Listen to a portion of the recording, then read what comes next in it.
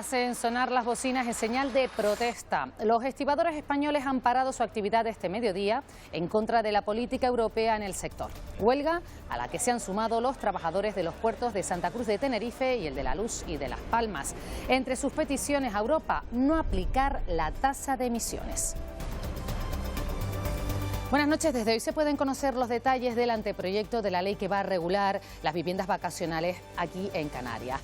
Una norma en la que el Gobierno de Canarias otorga un papel fundamental a los ayuntamientos. Queda en sus manos la decisión de cómo y dónde ubicar este tipo de alojamientos. Para ello tiene un plazo de 5 años. Hasta esa fecha, todos los que estén en regla podrán permanecer como hasta ahora. Y ADG ha aprobado solicitar al Gobierno de Canarias que este municipio tinerfeño sea declarado zona tensionada. Esto permitirá que los arrendatarios rebajen las rentas del alquiler a cambio de bonificaciones fiscales. Comienza la campaña de la renta. En Canarias son más de 1 millón de residentes quienes están obligados a presentar la declaración. Desde hoy ella se puede realizar telemáticamente y en 48 horas se abonarán las primeras devoluciones.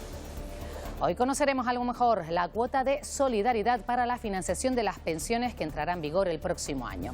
Se trata de una tasa impositiva que se aplicará a los trabajadores que más ganan. La medida, lo veremos, tiene partidarios y detractores. Se avanza en el desmantelamiento de la refinería de Santa Cruz de Tenerife, que se espera desaparezca dentro de 4 años para dar paso a una nueva ciudad. En 2030 se diseñará en este lugar una Santa Cruz verde. Es la enorme cantidad de vehículos que hemos encontrado hoy en las cercanías del Roque Nublo, en Gran Canaria, y eso que hoy es un día laboral. El aparcamiento habilitado no puede asumir tal cantidad de coches y muchos conductores aparcan en los márgenes de la carretera. El Cabildo busca soluciones. La verdad es que está bastante masificado. Esto es lamentable. Esto es todos los días. La gente está haciéndose fotos en lugares que no tienen ningún sentido, saltando vallas, accediendo a zonas protegidas. Vivimos del turismo, pero en verdad que tiene que tener un control. Manolo Páez lleva toda la vida ligado a la viticultura y así sigue a sus 86 años. De joven perdió una pierna en un accidente, pero eso no le ha impedido acudir cada día en su silla de ruedas a su finca en Los Realejos, en el norte de Tenerife. Una finca adaptada a sus necesidades.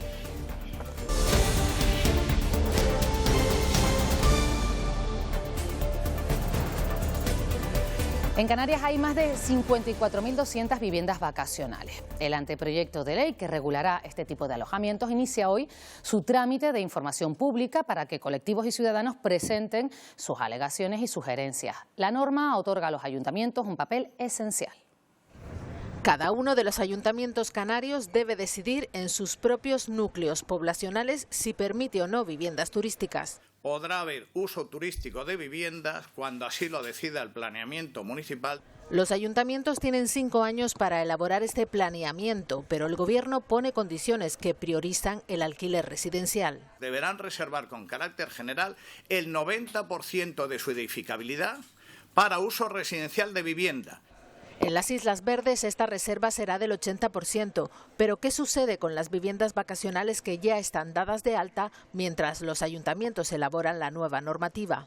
Los que ya lo tienen podrán mantenerse. Yo lo digo coloquialmente, durante 5 años pueden dormir tranquilos y a pierna suelta. Pero mientras no se planifique urbanística, territorial, ambiental y turísticamente, ni una más. El nuevo texto prevé alternativas para los propietarios que no encajen con los nuevos requisitos municipales. Si usted pone en el mercado, en el mismo núcleo de población, una vivienda equivalente en arrendamiento de larga duración, la ley le permite directamente permanecer 20 años. Los registradores de la propiedad van a realizar a partir de ahora labores de fiscalización. Van a ofrecer información al Gobierno de Canarias sobre viviendas vacacionales ilegales, como por ejemplo las viviendas de protección oficial que no se pueden explotar con este régimen. Este texto tiene como objetivo dar respuesta al derecho a una vivienda digna. Para reponer las 54.282 viviendas que hoy están destinadas al uso turístico, al ritmo de construcción de las viviendas hoy en Canarias necesitaríamos 18 años. El anteproyecto de ley permite alegaciones y sugerencias hasta el próximo día 2 de mayo. A partir de mañana el Gobierno comenzará la ronda de contactos para explicar el texto. Patronales, sindicatos y la Asociación Canaria de Alquiler Vacacional serán los primeros en reunirse con la consejera. ASCANF va a exigir la consolidación de todas las viviendas vacacionales que existen en el archipiélago al tratarse de un sector de gran impacto económico.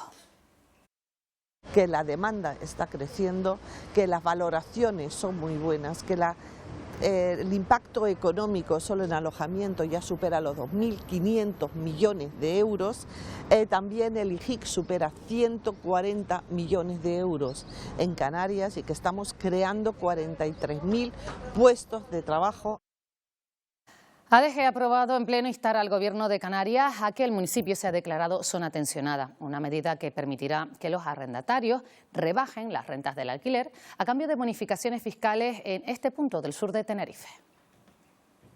Es una herramienta, vamos a explorarla, vamos a trabajar con ella y vamos a poner en marcha otro conjunto de herramientas que nos da también el decreto ley. Posibilitaría la consecución de recursos, de que el Estado preste recursos al municipio. Y esto favorezca el procedimiento para hacer viviendas de protección oficial. Al fin y al cabo, lo que va a regular los precios, eso de los que tanto nos quejamos, es lo que lo ha hecho toda la vida, que es la oferta y la demanda. Se nos propone arreglar el problema de la vivienda penalizando, entendemos, a la clase media y trabajadora. Con la aprobación en el Pleno del Ayuntamiento de ADG, se inician los trámites para la declaración de zona de mercado residencial tensionado. Son ya 4 los municipios en Tenerife que están estudiando o han iniciado los trámites para pedir la declaración al Gobierno de Canarias, que es el competente en la materia. Hablamos de Granadilla, La Orotava, Santa Cruz de Tenerife. A estos municipios tinerfeños se sumaría la otra capital de provincia, Las Palmas de Gran Canaria. A presentar en el próximo pleno una iniciativa para instar al Gobierno de Canarias a que realice el estudio necesario de todas las zonas de la ciudad para ver si pasamos de esos ratios, que estamos convencidos que sí, por la propia aplicación del Ministerio. En Fuerteventura es el municipio de Pájara quien lo estudia. En Lanzarote, tras el rechazo por parte del Cabildo de la declaración de zona tensionada al conjunto de la isla, ahora son los municipios de Yaiza, Tías o San Bartolomé quienes lo estudian individualmente. Todas estas localidades valoran si sus habitantes dedican más del 30% de sus ingresos a la vivienda, si el precio de compra o alquiler ha aumentado 3 puntos por encima del IPC o si la aplicación de esta medida dará soluciones realmente. Dar este primer paso no implica que se vayan a topar los precios del alquiler en el corto plazo. La declaración como tal dependerá de la decisión del Gobierno de Canarias.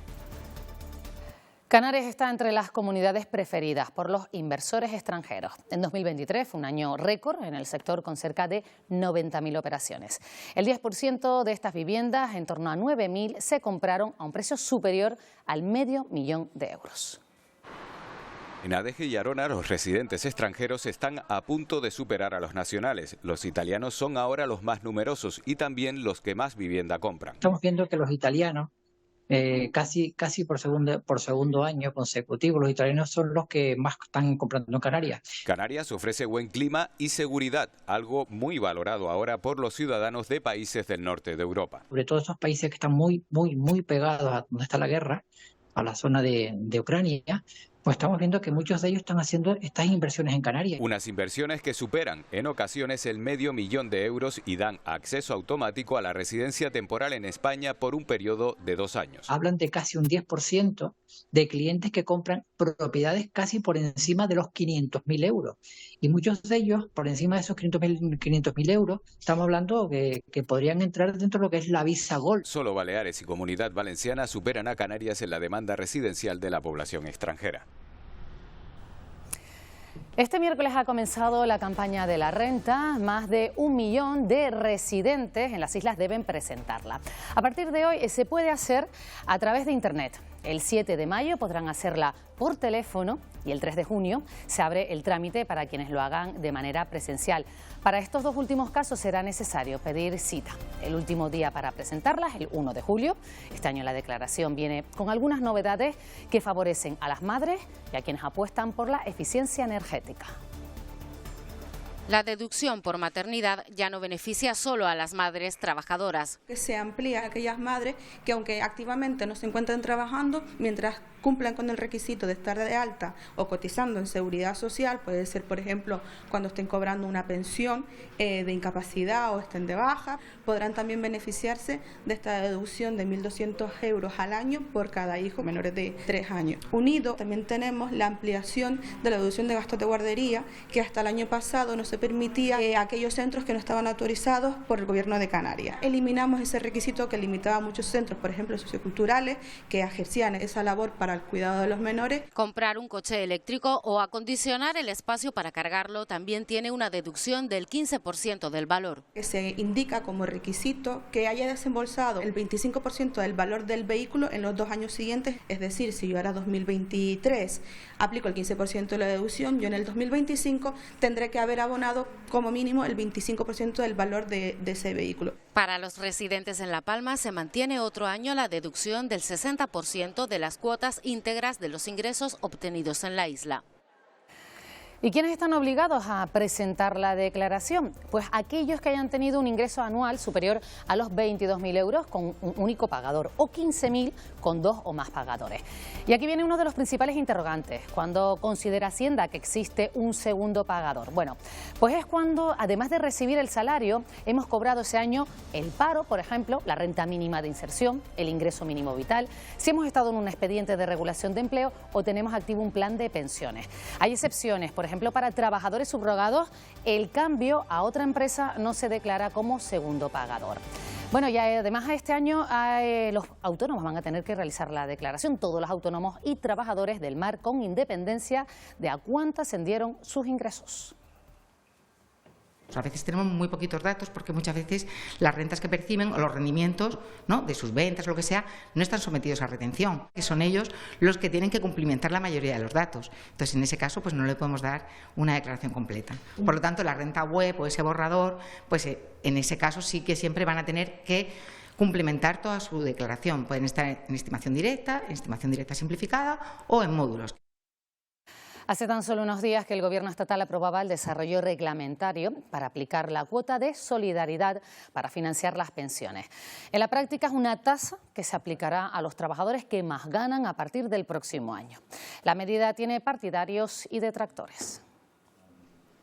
La cuota de solidaridad la sacó adelante el anterior ministro Escrivá y parte de una terna demanda sindical. Los salarios más altos, que hasta ahora no cotizaban por encima de las bases máximas de cotización, van a contribuir a partir de 2025 a financiar las pensiones con un gravamen en función de su nivel de ingresos. Un defecto que había, donde los salarios a partir de una cantidad máxima de 50.000 euros, 51.000 euros, ya cotizaban igual que los inferiores, y eso era una discriminación. Supondrá un incremento en cierta medida de los ingresos provenientes de esas rentas que son medianamente altas, pero que cada vez son menos, ¿no?, dentro del sistema.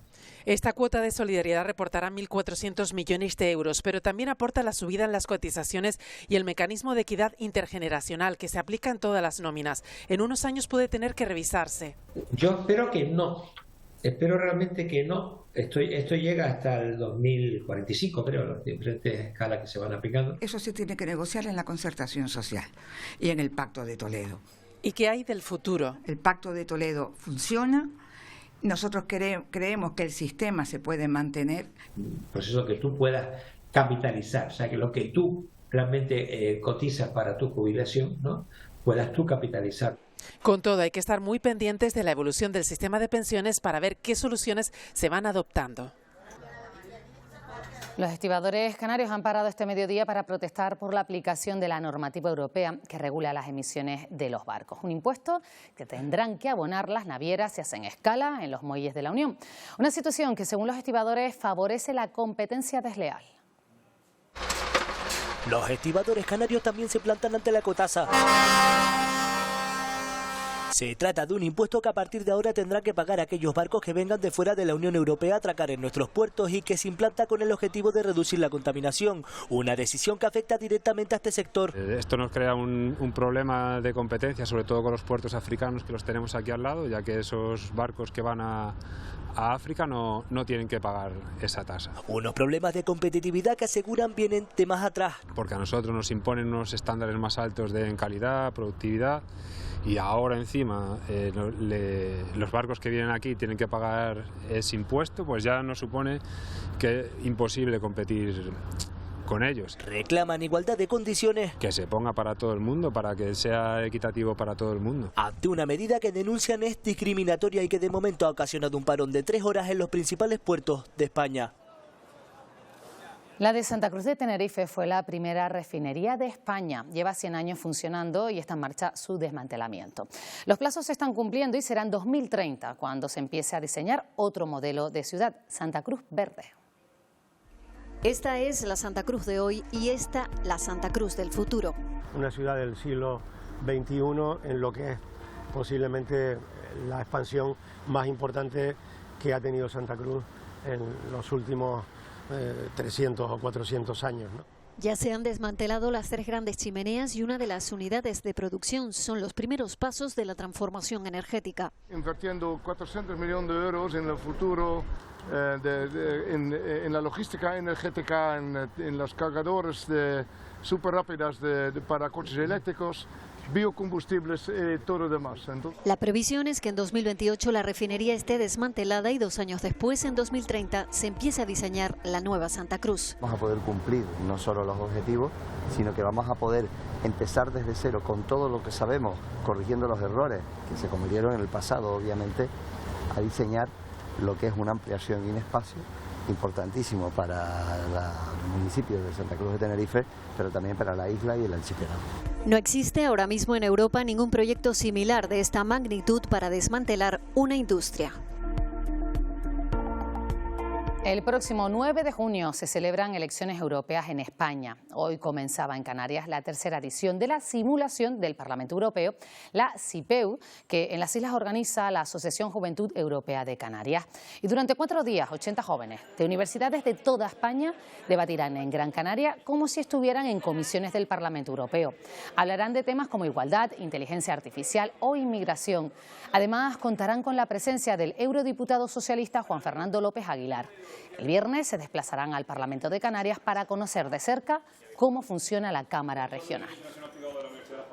Es importante que en este año en el que tenemos elecciones la juventud europea se involucre más y mejor y veamos ese reflejo en el voto activo en las próximas elecciones del 9 de junio. Permite que sea Canarias el epicentro de la juventud europeísta, de las reivindicaciones de los jóvenes, y al fin y al cabo es un espacio por y para jóvenes que permite crear la cantera del futuro. En el Hierro ha llegado una nueva embarcación al muelle de la Restinga y en esta ocasión entraron sobre las 2 de la tarde por sus propios medios. A bordo 68 personas, entre ellos más de una decena de posibles menores de edad. Todos en aparente buen estado de salud. A día de hoy 4 migrantes de los que han arribado a las costas herreñas esta semana continúan ingresados en el Hospital Nuestra Señora de los Reyes y otra persona permanece en un centro hospitalario en Tenerife. El resto sigue en acogida temporal.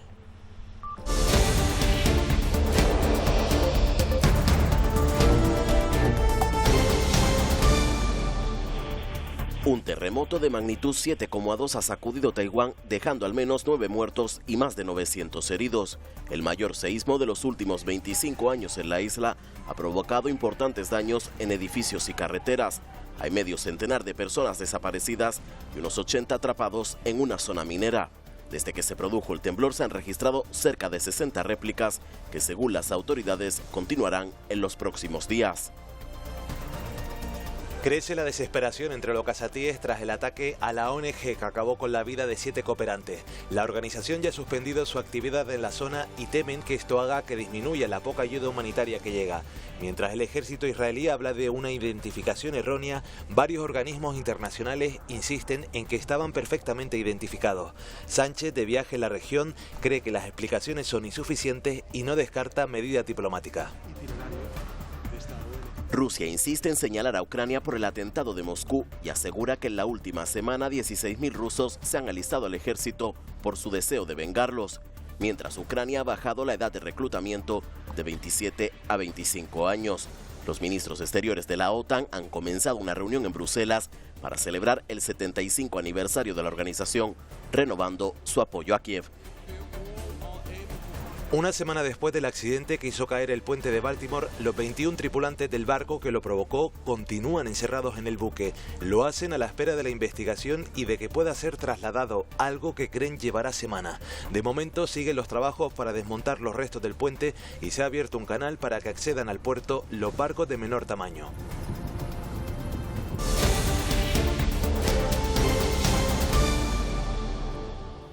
Novedades en el caso de Juana Ramos, desaparecida desde 2016.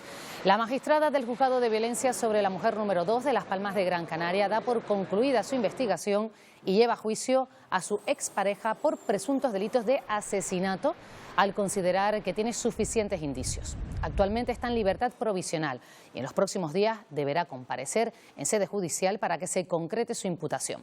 Juana Ramos desapareció tras quedar con él. Desde entonces se ha llevado a cabo numerosas búsquedas sin éxito.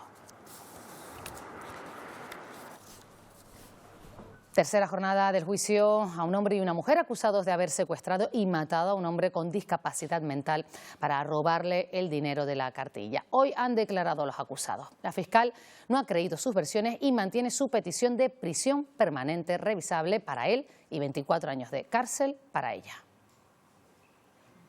Vamos a comenzar esta tercera sesión. Una sesión clave. Primero se escuchó a los forenses, descartaron trastornos mentales en el principal acusado. No vi nada que me hiciera pensar que podía tener algún trastorno. Y luego un elemento esencial, la causa de la muerte y si las 12 horas que transcurrieron en las que no recibió atención médica fueron claves para que falleciera. Si hubiese recibido asistencia médica inmediata, se podría haber tratado y se le podría haber salvado la vida. Probablemente.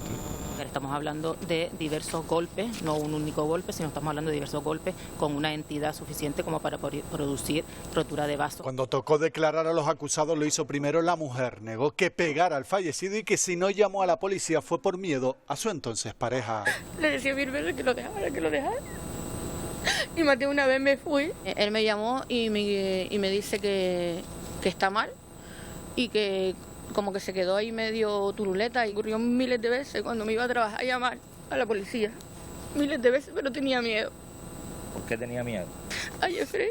El principal acusado de este asesinato hizo referencia en su declaración a su consumo habitual de drogas, a problemas mentales, pero negó los hechos. Vuelvo y repito que yo nunca he tocado a ese hombre en ningún momento. Tuvimos discusiones, sí. Sí, tuvimos varias discusiones, normal. Bajo la drogadicción y bajo la medicación mía. Negó también que lo forzara a ir a su casa y que lo hubiera retenido. Sus abogados piden la libre absolución de ambos acusados. Detenido por hurto un ex trabajador de una empresa de paquetería en Tenerife. El implicado se quedaba con paquetes que debía repartir que contenían smartphones que luego vendía en plataformas online. Laura Pérez. Tras la denuncia de una empresa de paquetería en Santa Cruz de Tenerife debido a la pérdida de grandes volúmenes de paquetes, la policía comenzó una investigación que ha concluido con la detención de un varón de 55 años, ex trabajador de la empresa. El detenido ha sido culpado por revelación de secretos y hurtos. Sustraía paquetes de determinadas características, sobre todo dispositivos electrónicos, y posteriormente los vendía en algunos espacios online de venta entre particulares. En total llegó a sustraer dispositivos por un valor total de 11.000 euros. Ante tales delitos se procedió a la detención de esta persona, posteriormente pasó a dependencias policiales y finalmente ha pasado a disposición judicial. Los agentes, tras realizar averiguaciones para conocer si los móviles habían sido puestos en circulación, supieron que parte de los smartphones sustraídos estaban operativos y habían sido adquiridos, principalmente a través de espacios de venta online entre particulares. El Consejo Insular de Aguas de La Palma se ha negado a facilitar la documentación sobre el estado del túnel del trasvase y hasta en 2 ocasiones los tribunales han dicho que constituye una ilegalidad. Ahora el Tribunal Superior de Justicia de Canarias le obliga a facilitarla, como había pedido la Asociación Agua de La Palma. El Tribunal Superior de Justicia de Canarias obliga al Consejo Insular de Aguas de La Palma a entregar a la Asociación Agua para La Palma información sobre el estado del túnel de trasvase. Protocolos de adaptación y también por el cambio de uso que se le dio a esa instalación. El problema parte tras la negativa en 2016 de entregar informes del estado del túnel tras tener conocimiento de la contaminación del agua. Circunstancia que decimos nosotros que puede haber incidido para que ese análisis diera materia fecal no ha cambiado. No, el núcleo poblacional de La Rosa, con aproximadamente 3.000 habitantes, sigue sin alcantarillado. La gente sigue haciendo sus necesidades diarias. Por su parte, el actual grupo de gobierno defiende la transparencia en la gestión. Hay un informe que en el año 2016 daba que había E. coli, pero no fueron continuos en el tiempo. El agua está bien, tenemos los análisis que hacen falta y lo que queremos mandar es un mensaje de tranquilidad a la población. No cabe duda que esta sentencia es un gran logro, ya que hasta en 2 ocasiones los tribunales de justicia habían determinado que la negativa de este organismo público palmero a facilitar la documentación constituía una ilegalidad, porque vulnera la ley de acceso a la información en materia de medio ambiente. Los pacientes se siguen quejando de las condiciones en que son atendidos en las urgencias del Hospital Universitario de Canarias en Tenerife. Se trata de una queja reiterada. Los trabajadores sanitarios hablan de escasez de personal y de unas instalaciones obsoletas para atender en condiciones una demanda asistencial que crece a toda velocidad. Personas mayores que vienen de vacaciones, que viven aquí desde octubre hasta marzo y abril y que utilizan mucho el servicio sanitario, hace que la deficiencia se haga más brutal. Necesitamos ya el Hospital del Norte. El Cabildo de Gran Canaria está estudiando la posibilidad de limitar las visitas al monumento natural del Roque Nublo. Hay tantos turistas y vehículos que ya se ha convertido en un problema para los vecinos. Los residentes aseguran que la zona está saturada tanto los fines de semana como hoy, un día laboral. En los riscales de Tejeda, la sombra del Nublo ya no es la gran protagonista. Le gana en presencia la enorme cantidad de vehículos que acuden cada día a este espacio natural protegido. La verdad es que está bastante masificado, ¿no? Está bastante difícil para acceder por el volumen de tráfico. Pareció como que había mucho coche y cuando hemos bajado y ver todo esto, nos hemos quedado un poco... Este es el único aparcamiento habilitado para los visitantes. Se queda corto y la mayoría estaciona en los márgenes de la carretera, los problemas que ello genera. El sábado mismo esta carretera tuvo que venir la Guardia Civil, la policía local de aquí de Tejeda, porque no se podía pasar la guagua. Y los que tenemos que pasar por aquí, trabajadores y personas que vivimos en esta zona, todos los días lo sufrimos. Antes de la pandemia, el Roque Nublo era visitado por unas 2.000 personas cada día, una cifra que ha ido en aumento. Sí, porque estamos entre semana y mucha gente y todo el mundo paseando. Está muy masificada la zona, la gente está haciéndose fotos en lugares que no tienen ningún sentido, saltando vallas, accediendo a zonas protegidas. El Cabildo estudia crear un servicio de guaguas lanzaderas y reservas limitadas por internet para visitantes, soluciones a un problema que no es nuevo y que está afectando a uno de los tesoros de Gran Canaria. 2 pescadores encontraron una papelera mientras pescaban en el litoral de Arrecife. A muy poca distancia de la costa, Javier y Yasmina se encontraron con esta papelera con un escudo del Ayuntamiento de Arrecife. La sorpresa de estos 2 arrecifeños fue mayúscula. No dudaron ni un solo momento en rescatar del mar ese objeto. Días antes, desde el propio consistorio de la capital de Lanzarote, se había denunciado la rotura y desaparición de 5 papeleras iguales a esta, en un lugar cercano a la que apareció, la que encontraron los pescadores. Te lleva un pequeño susto, ¿no? Porque lo primero que se achaca es pues a una persona con el tema esto de que está pasando con la inmigración, desgraciadamente, o otras cosas más raras para no nombrarlas. Y vimos al final lo que era, pues bueno, una papelera. Cumplimos con la misión de recogerla y entregarla a su departamento. Han pasado 8 meses del cero energético que sufrió La Gomera. El Cabildo solicita la instalación de sistemas de generación eléctrica adicionales para evitar futuros apagones. Sin luz y sin comunicación telefónica amaneció La Gomera un domingo del verano pasado. El 30 de julio de 2023 se produjo un apagón energético. Tras 4 días, el 3 de agosto, se repuso el suministro al completo gracias a sistemas portátiles. El 4, La Gomera salió oficialmente de la emergencia. Un apagón sin precedentes en la isla. El gobierno autonómico ha tramitado un concurso que depende del Ministerio de Transición Ecológica para instalar puntos de generación energética adicionales en Tenerife, Gran Canaria y Fuerteventura, con el fin de evitar apagones futuros. Es extraordinariamente urgente que el gobierno disponga de los 250 millones de euros para atender esta necesidad. Y es también una necesidad que planteamos desde La Gomera. No hay unos grupos complementarios, ni en el concurso ni en la realidad. Según el Cabildo, una medida temporal hasta que se lleve a cabo la renovación de los grupos de generación eléctrica que hay en la isla y que se consideran obsoletos.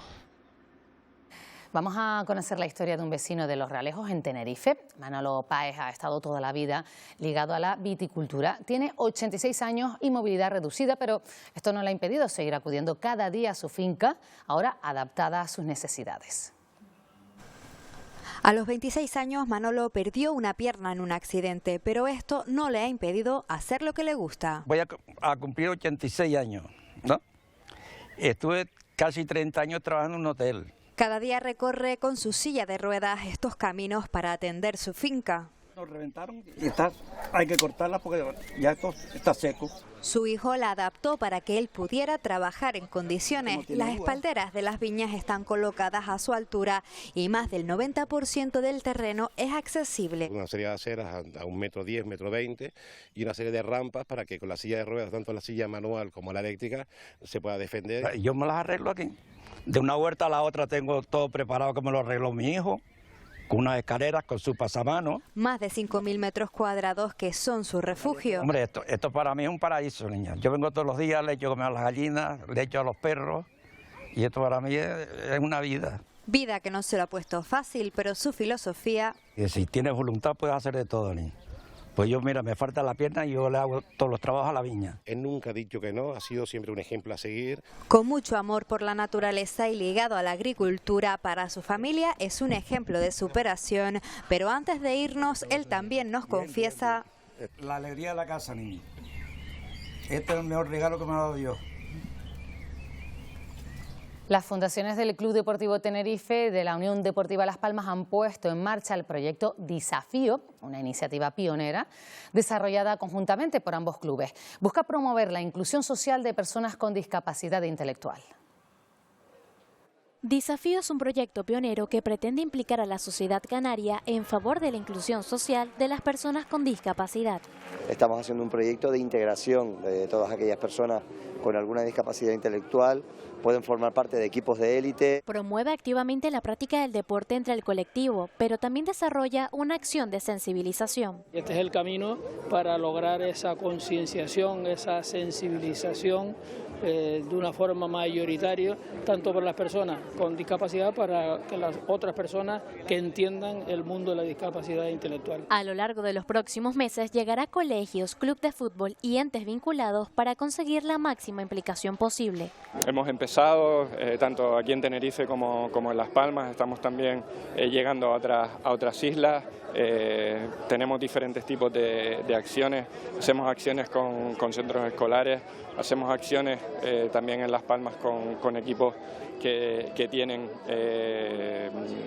también personas con discapacidad. Y es que Desafío apela a que cada persona es única y puede aportar algo a nuestra sociedad.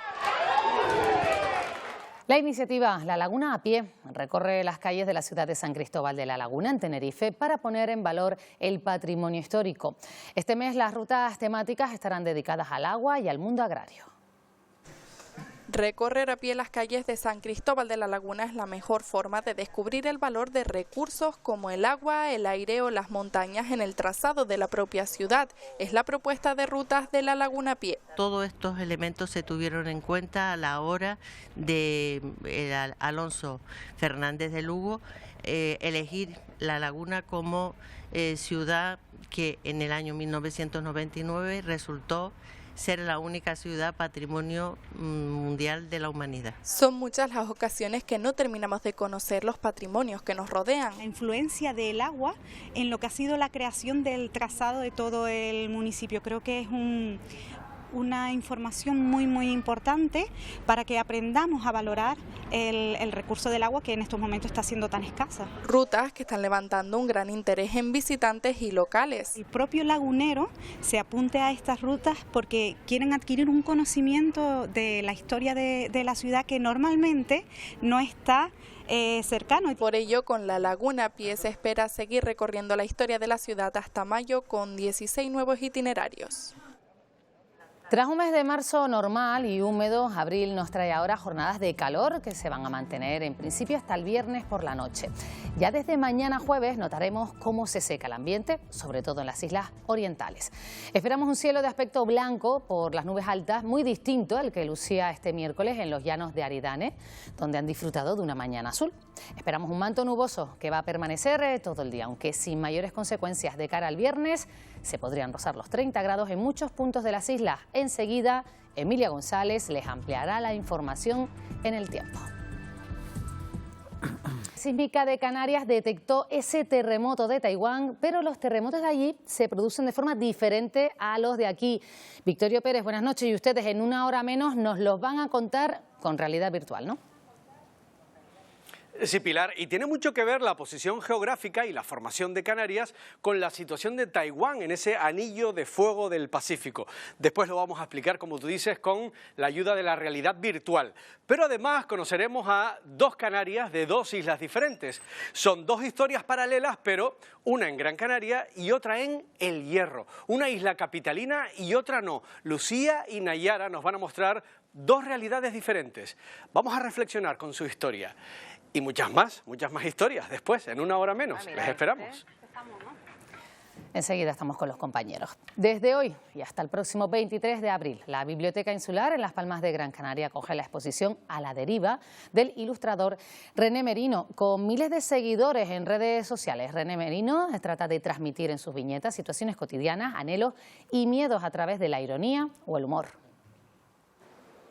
Una bicicleta que anda en dos sentidos para no moverse, puede que la imagen de una pareja a punto de romper, o una zanahoria inalcanzable con el amor perfecto, puede que un imposible solo puede. No estoy tratando de aleccionar sobre nada o no hay una intención expresa en que haya un enfoque psicológico.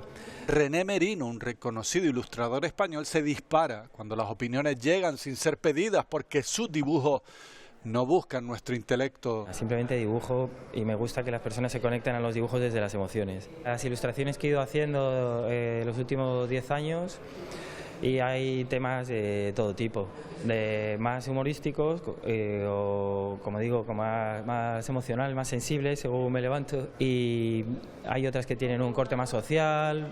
Bueno, hay un poco de todo. Hay un discurso sobre la necesidad de ayudarnos o simplemente la evidencia de que vivir es tachar muchas cosas que no fueron como esperábamos. Y hoy nos despedimos en El Hierro porque el Centro de Interpretación del Jula acoge una exposición dedicada al silbo herreño.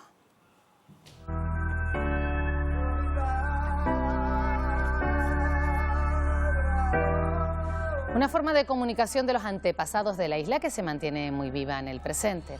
Además, en una parte de la muestra se ha utilizado inteligencia artificial para representar al silbo insular tal y como podría verse desde el futuro. El silbo herreño continúa luchando por ser considerado bien de interés cultural. Les dejamos ya con los deportes con Daniel Álvarez. Gracias por acompañarnos. Que pasen una buena noche.